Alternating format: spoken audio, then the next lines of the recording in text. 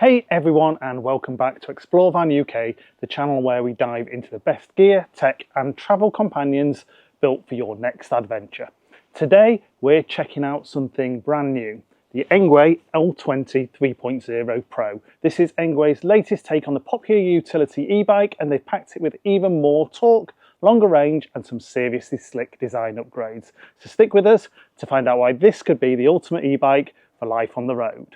Don't forget to check out our other videos on everything campervan and motorhome related, from solar to water, heating to gadgets, tyres to trips. If you like this video, please do hit the thumbs up, it really does help me to know what you like, and you can ask any questions or give feedback in the comments.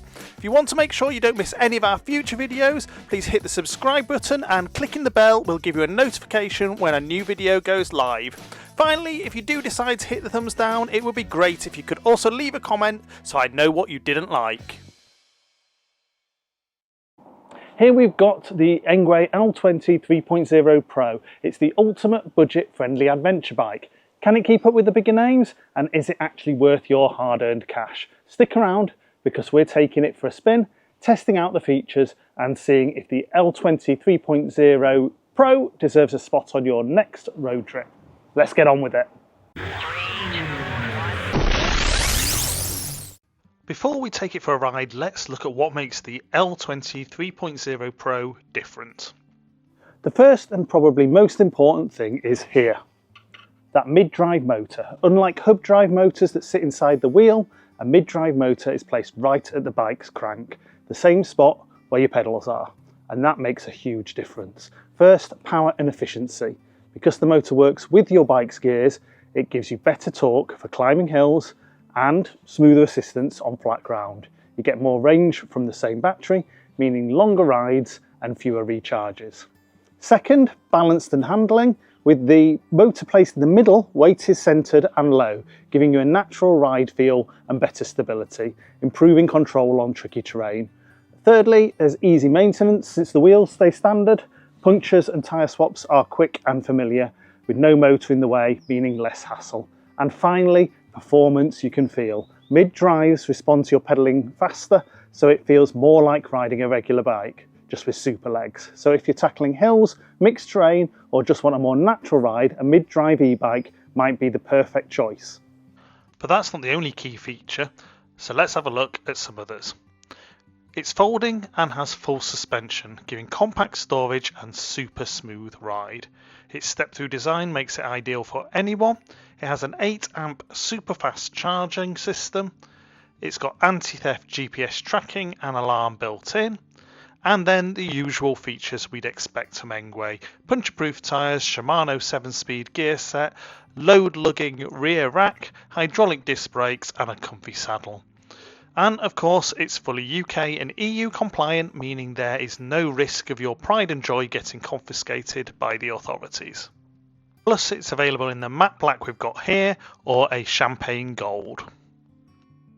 As usual, unpacking and assembly is an easy task following the step-by-step instructions with all the tools you need included. Once paired to the Engwe app, you can enable the alarm in the app, which will sound when movement of the bike is detected, and also send a notification to your phone.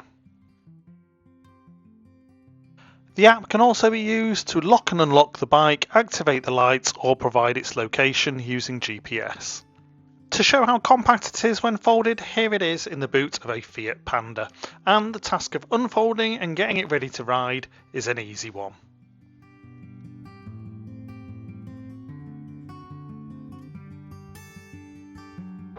So here we are out on the road with the L20 3.0 Pro. Now, it's very much at home on the road.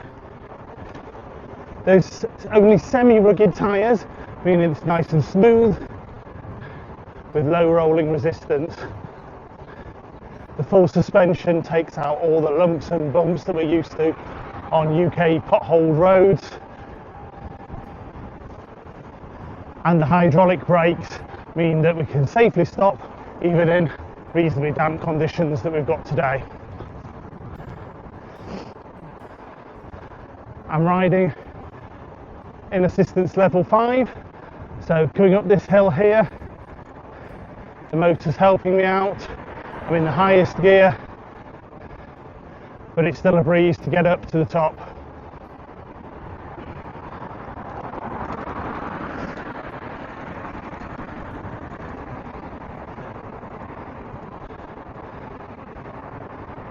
Now, it's been a while since I've driven a bike with a mid-drive motor, so I wasn't sure how much of a difference I noticed, but it absolutely is so smooth and so controlled compared to a hub drive. You hardly even realise the motor is there, apart from the fact that it's giving you loads of assistance, and because that assistance is at the crank, it's also impacted by the gearing you select.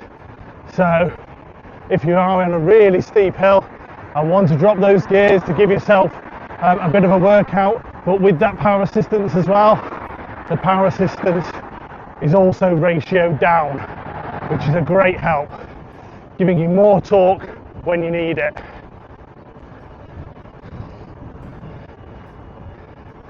So having come this far and up a few hills with it on level 5, just to give a bit of a comparison, I'm going to drop it down to level 1.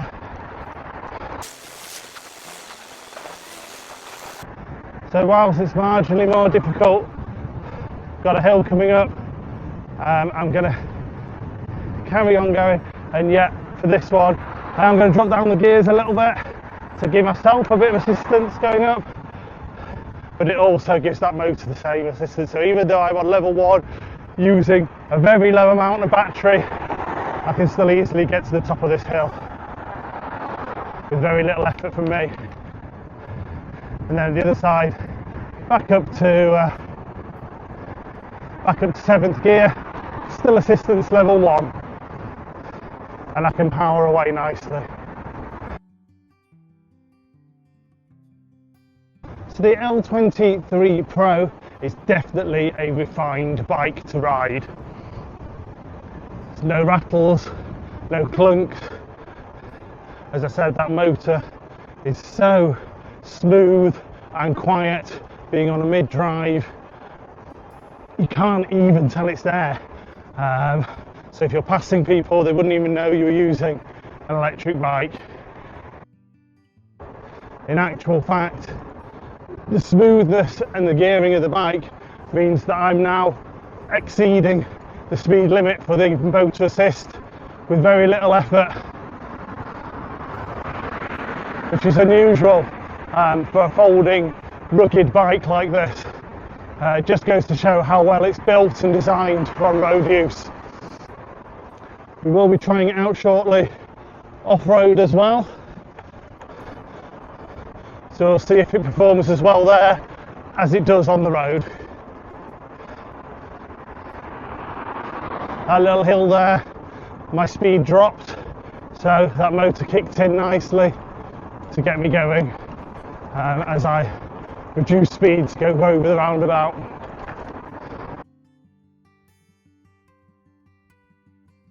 So again, I'm hitting a hill here, my speed's reducing, motor's kicking in, keeping my speed at that 15.5 miles per hour, even though I'm hardly pedalling, to be fair. In fact, I'm just turning the pedals, not really making any effort at all, and I'm straight up that hill without any problems.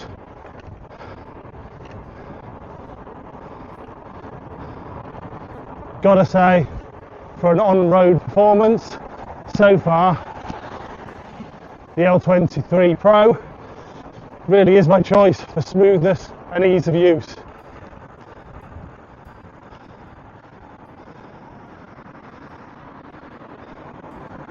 But let's take a look at what it's like off-road. Our first obstacle is one of the many anti-motorcycle gates, which can be an issue with some bikes, but the balance of this one makes it a pretty easy test to pop it onto its back wheel to get it through. So while we're on this tarmac section of off-road, we'll give those brakes a check. So I'm going to do 16 miles an hour, so just over that motor's speed limit, and we'll do a brake test in 3, 2, 1. and considering those slippy gear, those semi-slick tyres to allow for on-road performance, and also the damp conditions here today, I'm pretty impressed with the braking from those hydraulic disc brakes. Shortly we'll be heading on to some rougher terrain, so a mixture of grass and mud, so we'll see how those tyres cope with that, with their, I would say, limited off-road ability, because they are a balance between on-road smoothness with a little bit of grip for off-road. Now this is definitely going to get us a bit dirty, but let's see how it performs. So we are definitely slippy on here, so it's going to be an interesting ride. So I am going to have to take it steady because this grass is damp, and in fact I'm going to lower the power output and drop it to a power assist of just level 2 to avoid spinning out those wheels with the power that this bike is capable of, particularly in lower gears. But as you can see, the grip is working, power assistance is keeping me going, the suspension, considering the roughness of the ground, is giving me a reasonably comfortable ride.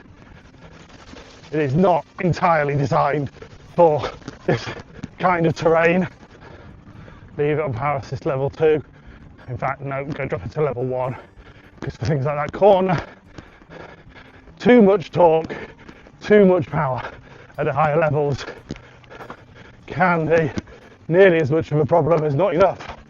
But as you get used to the bike, because you can control the gearing of the motor from the gears exactly the same as you would if you were riding,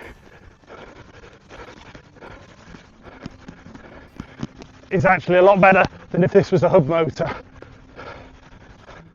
So given the volume of mud we've just been through, you can see that the big mud guards have done a really good job of protecting me from all that mud and wet. So what makes this a great bike and really ideal for van life? Well, if you're looking at the full range of bikes available in this price range, most would come with a hub drive. So the mid drive that gives this better torque, power and endurance, as well as balance and easy maintenance, does set this one apart. The fact it's semi-rugged, making it ideal for on the road, but still holding its own on the rough stuff, and the fact it folds down to be stored or transported.